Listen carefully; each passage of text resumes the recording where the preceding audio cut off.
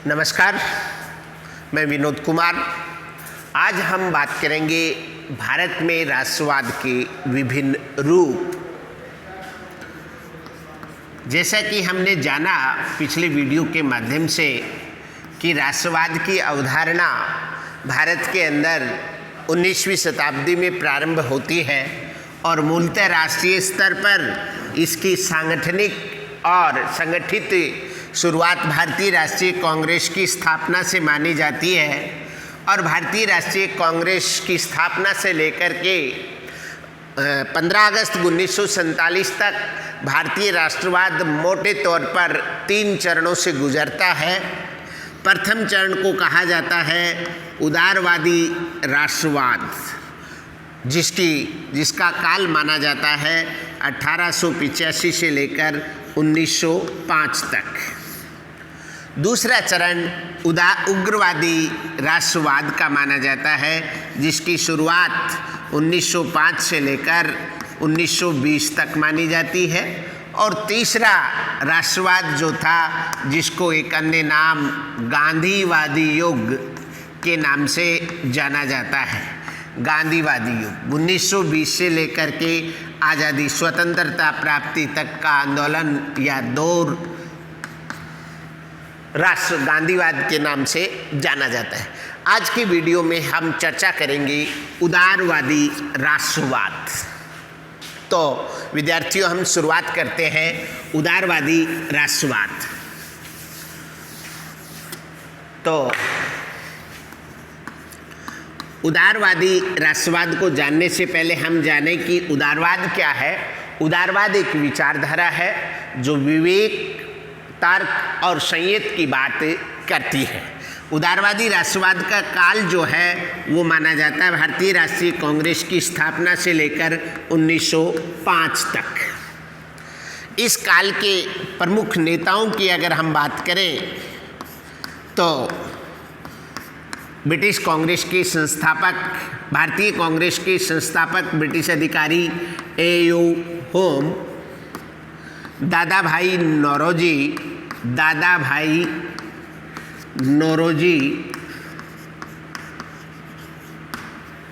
सुरेंद्रनाथ बनर्जी,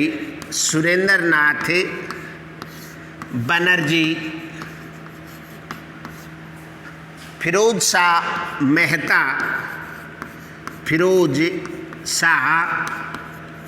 मेहता और दिनशा वाचा। इसके अलावा बहुत सारे लोग हैं जिन्होंने इस आंदोलन की शुरुआत की थी। आप देखेंगे इन नेताओं में एक कॉमन खास बात थी, ये सब जो लोग थे वो अंग्रेजी शिक्षा प्राप्त थे। क्या थे? अंग्रेजी शिक्षा प्राप्त थी, मध्यम वर्ग के लोग थे, मध्यम वर्ग के लोग थे। उदारवादी राष्ट्रवाद की उद्देश्य, उसकी कार्य पद्धति और उसके स्वरूप को हमें 2 शब्दों के माध्यम से मैं आपको बताना चाहूँगा कि देशभक्ति और ब्रिटिश राजभक्ति के माध्यम से हम इसको समझ सकें। उदारवादी राष्ट्रवाद और कुछ नहीं, देशभक्ति और राजभक्ति का द्वंद्व है। राजभक्ति का द्वंद्व है। इस बात को समझने की कोशिश कीजिए। देशभक्ति, भारत देश, उसको आज़ाद दिलाना, उसकी समस्याओं का समाधान करना उदार राष्ट्रवादियों का प्रमुख उद्देश्य था, किंतु यह कार्य वो ब्रिटिश राज की राजभक्ति के माध्यम से करना चाहते थे, ब्रिटिश राज की राजभक्ति से। और यही द्वंद्व ये आशंका पैदा करता है कि राजभक्ति, ब्रिटिश राज के प्रति वफादारी निभाते हुए देशभक्ति कैसे की जा सकती है। और इसी से, लेकिन इसके पीछे हम ऐतिहासिक कारणों में जानेंगे तो पाएंगे कि भारतीयों के पास इसके अलावा कोई और विकल्प नहीं था। शुरुआत में जिस राष्ट्रीय कांग्रेस की स्थापना अंग्रेज अधिकारी ने की, जिसे सुरक्षा वाल्व की अवधारणा में हमने पढ़ा भी, उसके बाद कांग्रेस वह पार्टी बनी, वह संगठन बनी जो शुरुआत में उसकी स्थापना एक फोरम के रूप में, फिर वो धीरे धीरे आंदोलन और बाद में एक राजनीतिक पार्टी के रूप में उभर कर सामने आती है। उदारवाद के मोटे मोटे चरित्र को हम समझें तो पहली बात ये थी, ये ब्रिटिश शासन के अधीन ही सुधार चाहते थे। ब्रिटिश शासन के अधीन रहते हुए सुधार, जिसको अगर हम कहें तो क्या इनका उद्देश्य था, औपनिवेशिक स्वराज्य, यानी ब्रिटेन से पूर्णतः मुक्ति नहीं चाहते थे। ये औपनिवेशिक स्वराज्य चाहते थे कि ब्रिटेन का राज तो रहे, किंतु ब्रिटिश राज के अंदर भारतीय प्रशासन, राजनीतिक और आर्थिक क्षेत्र में सुधार हो, इनकी मांग इन्होंने की। और इस औपनिवेशिक स्वराज्य से ये लगता है कि जो राष्ट्रवादी उदारवादी थे वो ब्रिटिश शासन को क्या मानते थे, ईश्वरीय वरदान मानते थे। इसको ईश्वरीय वरदान इस रूप में कि भारत की अज्ञानी जनता ब्रिटिश राज के कारण जिस आधारभूत ढांचे का विकास हुआ, जिस अंग्रेजी शिक्षा का विकास हुआ, उससे अज्ञान दूर हुआ। और इसलिए ये ईश्वरीय वरदान मानते थे कि उन संस्थाओं ने जो ब्रिटिशर्स ने भारत में स्थापित की थी, भारत की प्रशासनिक कल्चर को विकसित करने में महत्वपूर्ण योगदान दिया। अगर हम बात करें ब्रिटिशर्स की न्यायप्रियता में उनको विश्वास था, ब्रिटिशर्स की न्यायप्रियता में विश्वास था।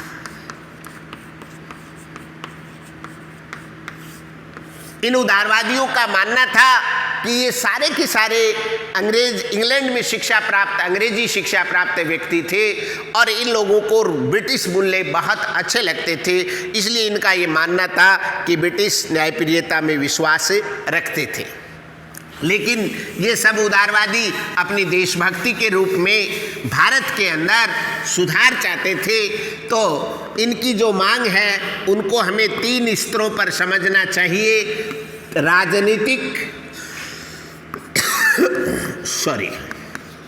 राजनीतिक सुधार,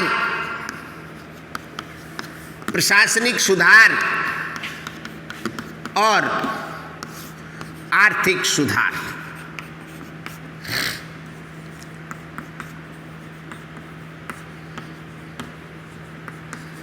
देखिए, शुरुआत करते हैं हम राजनीतिक सुधार। तो मैंने आपको बताया कि ये अन्य देशों की भांति औपनिवेशिक स्वराज्य चाहते थे। क्या चाहते थे?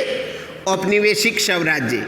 औपनिवेशिक स्वराज्य का मतलब है कि भारत ब्रिटेन से पूर्णतः आज़ादी नहीं चाहता था। इस दौर में उदारवादी राष्ट्रवाद केवल ये चाहते थे कि भारत में ब्रिटेन का राज तो रहे, लेकिन ब्रिटिश राज के अधीन भारतीयों को धीरे धीरे राजनीतिक स्वायत्तता प्रदान की जाए, राजनीतिक संस्थाओं का प्रशिक्षण प्रदान किया जाए। अर्थात यूँ कहें कि राजनीतिक शिक्षा की चेतना भारतीयों में जागृत की जाए, ताकि कुछ समय बाद वो, जैसा आप देखेंगे कि कांग्रेस के 1906 अधिवेशन में पहली बार औपनिवेशिक स्वराज्य की मांग की जाती है और यही मांग 1929 के लाहौर अधिवेशन में पूर्ण स्वराज्य में परिवर्तित हो जाती है।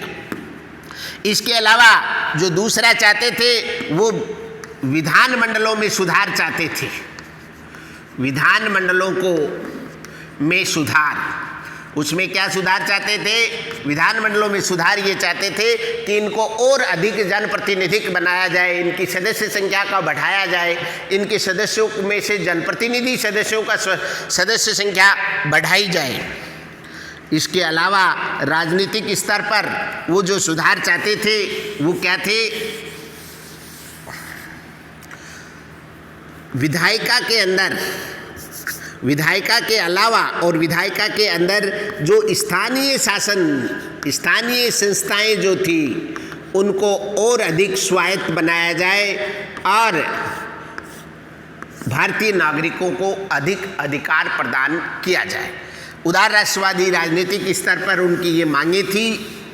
प्रशासनिक स्तर पर हम बात करें तो सीधी बात है, प्रशासनिक सेवाओं का भारतीयकरण चाहते थे। प्रशासनिक सेवाओं का भारतीयकरण। ये देख करके हमें लगता है कि ये कोई बड़ा सुधार क्या था, किंतु ये प्रशासनिक सुधार इस तरह का सुधार था कि यदि प्रशासनिक सेवाओं का भारतीयकरण कर दिया जाए तो आर्थिक मोर्चे पर भी फायदा होगा और राजनीतिक स्तर पर भी। वो कैसे? आईसीएस की परीक्षा होती थी। इस परीक्षा में भारतीयों को प्रवेश की इजाज़त दी गई।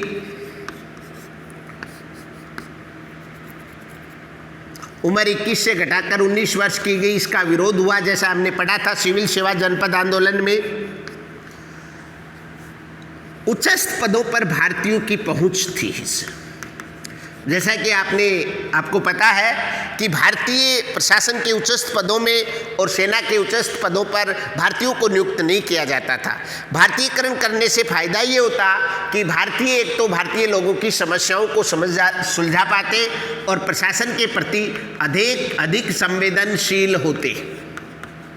दूसरा, प्रशासनिक पद पर रहते हुए जो वेतन मिलता वो पैसा भारत में रहता।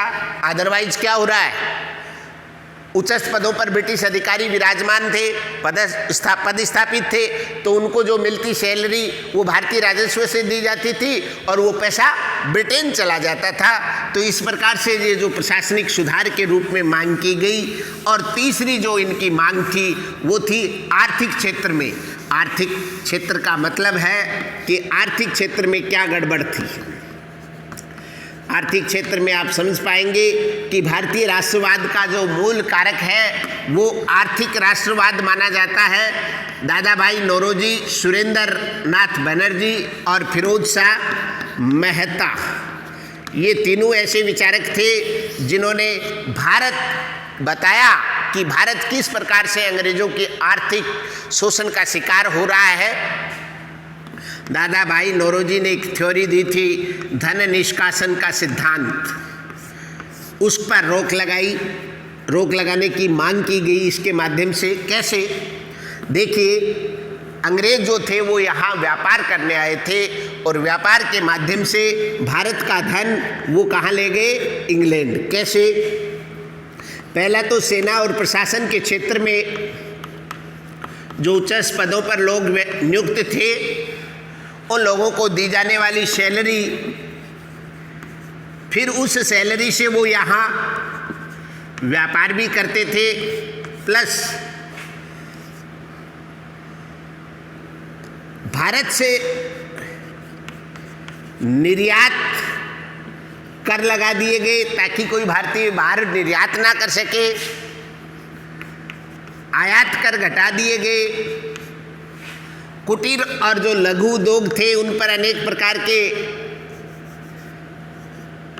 कुटीर उद्योगों पर अनेक प्रकार के कर लगा करके, उदाहरण के तौर पर मैं बात करूं तो अगर नमक कर, जिसके लिए गांधी जी ने बाद में सविनय अवज्ञा आंदोलन किया था, सूती वस्त्र कर, सूती वस्त्र उद्योग जो फेमस था भारत का, उसको खत्म करने की कोशिश अंग्रेजों ने की।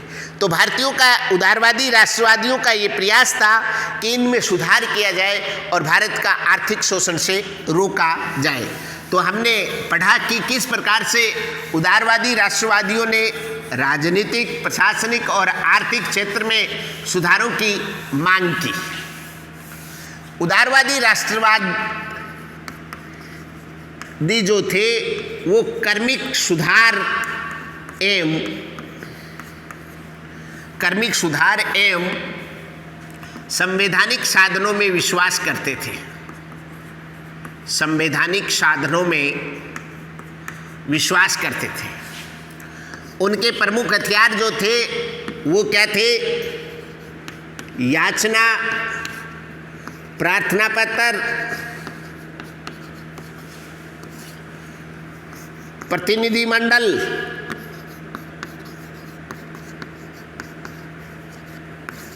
ये भेज करके ब्रिटिश सरकार से सुधार की अपेक्षा करते थे। काफ़ी हद तक उस समय ये प्रासंगिक भी था, किंतु बाद की विचारधारा उग्रवादी विचारकों ने इसकी आलोचना करते हुए इसको राजनीतिक भिक्षावर्ती की संज्ञा दी। बाल गंगाधर तिलक ने उदारवादियों की इस प्रणाली को क्या कहा? राजनीतिक भिक्षावर्ती। यद्यपि वो इस मामले में अपने इन मंत्रों के माध्यम से काफ़ी कुछ हद तक सुधार कराने में सफल भी हुए। इसका प्रथम उदाहरण 1892 का अधिनियम था। इस अधिनियम के द्वारा भारतीयों को बजट पर बहस और मतदान का अधिकार मिला था। मतदान का अधिकार लोकतांत्रिक प्रक्रिया का प्रमुख अधिकार था और ये उदारवादी राष्ट्रवादियों की मांग थी कि अंग्रेजों को विवश होकर के ये सुधार करना पड़ा। कहने का तात्पर्य यह है कि उदारवादी राष्ट्रवादी जो भी थे वो क्रमिक सुधार में विश्वास करते थे। उनका ये मानना था कि ब्रिटिश राज भारत के हित में है और ब्रिटिश राज के अधीन रह करके ही भारत में सुधार किया जा सकता है और इसका तरीका था याचना, प्रार्थना पत्र और प्रतिनिधि मंडल, अर्थात पूर्ण रूप से संवैधानिक साधनों में। विपक्षी या उग्रवादी विचारक बाल गंगाधर तिलक ने उदारवादियों की इस शैली को राजनीतिक भिक्षावर्ती कहा, किंतु इसके सुधार भी हुए। अब अगर हम चर्चा करें कि उदारवादी राष्ट्रवादियों का मूल्यांकन किया जाए तो उनको सफलता क्या मिली, तो आप पाएंगे कि बहुत कुछ प्रशासनिक स्तर पर सुधार हुए।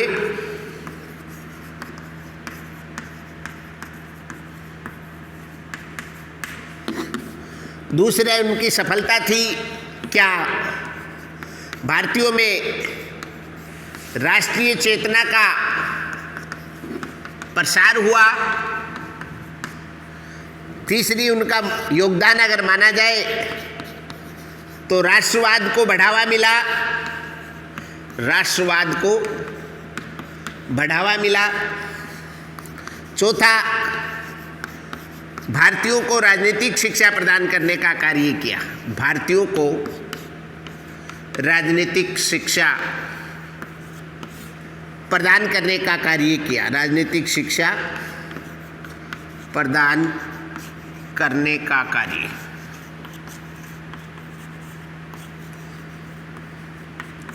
इन सब कार्यों की बदौलत उदारवादी राष्ट्रवाद प्रासंगिक है और उदारवादी राष्ट्र द्वारा अपनाए गए कार्य प्रणाली या उनका उद्देश्य कहीं भी ये नहीं था कि वो ब्रिटिश राज के पक्षधर थे, किंतु वो ये जानते थे कि बिना ब्रिटेन की सहायता के भारत में राष्ट्रवाद की भावना को नहीं बढ़ाया जा सकता। और इसी के मद्देनज़र उन पर आरोप लगते रहे हैं कि वो ब्रिटिश राजभक्त ज़्यादा थे। इसके पीछे एक सामाजिक कारण भी है, क्योंकि जो लोग उदारवादी राष्ट्रवाद आंदोलन का नेतृत्व कर रहे थे उनके जीवन में, उनकी सामाजिकता में ब्रिटिश संस्कृति के मूल्य विराजमान थे, जिसके कारण कहीं ना कहीं उनका ब्रिटिश राज के प्रति सॉफ्ट रहता था। वो ब्रिटिश राज से लाभ उठाना चाहते थे, इस प्रकार के आरोप लगे हैं। हो सकता भी है इनमें से अधिकतर लोग व्यापारी थे जो अपने व्यापारिक हितों के चलते चलते आंशिक रूप से राजनीतिक गतिविधियों में शामिल हो पाते थे, किंतु देर सवेर कमोबेश इन लोगों ने राष्ट्रीयवाद की भावना को बढ़ाया देने में महत्वपूर्ण योगदान अदा किया। इसके अतिरिक्त अगर हम बात करें कि ये एक सीमित दायरे तक था कि समाज के मध्यम वर्ग, शिक्षित वर्ग के लोग थे जो पेशे से वकील, अध्यापक, व्यापारी थे और इन्होंने एक चेतना का प्रचार प्रसार किया, किंतु इनके योगदान को भुलाया नहीं जा सकता, क्योंकि राष्ट्रीय आंदोलन की नींव जो बाद में 1947 में आज़ादी मिली उसकी शुरुआत उदारवादी राष्ट्रवादियों ने की। तो इस वीडियो के माध्यम से हमने जाना कि किस प्रकार से भारतीय राष्ट्रवाद के आंदोलन में उदारवादी राष्ट्रवाद की एक कड़ी रही, जिसमें प्रमुख नेता सुरेंद्र नाथ बनर्जी, दादा भाई नौरोजी, फिरोज शाह मेहता, दिन शाह वाचा, इसके अलावा एम एस चंद्र बनर्जी, बहुत सारे लोग थे जिन्होंने इस आंदोलन को आगे बढ़ाया। जय हिंद, जय भारत। अगले वीडियो में हम बात करेंगे उग्रवादी राष्ट्रवाद, और अगर ये वीडियो पसंद आए तो लाइक करें, शेयर करें। Thank you very much.